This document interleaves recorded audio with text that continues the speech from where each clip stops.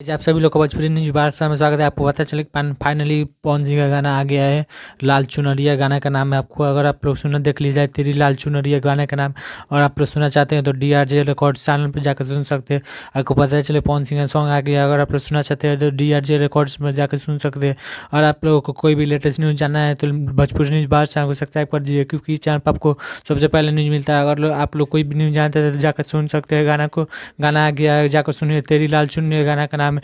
और आप सुनना चाहते हो तो DRJ रिकॉर्ड्स पर जाकर सुन सकते हैं। अगर आपको कोई भी लेटेस्ट न्यूज़ चाहिए तो जाकर मेरे चैनल को सब्सक्राइब कर दीजिए, क्योंकि इस चैनल पर आपको लेटेस्ट न्यूज़ मिलता रहता है।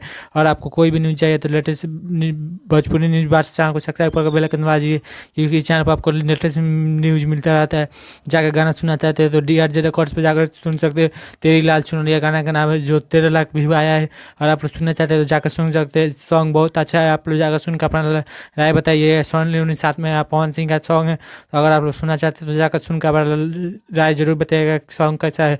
कमेंट में आकर राय बताइएगा अपना सॉन्ग कैसा है। अगर आप लोग न्यूज़ बार चैनल को लाइक कमेंट सब्सक्राइब जरूर कीजिए।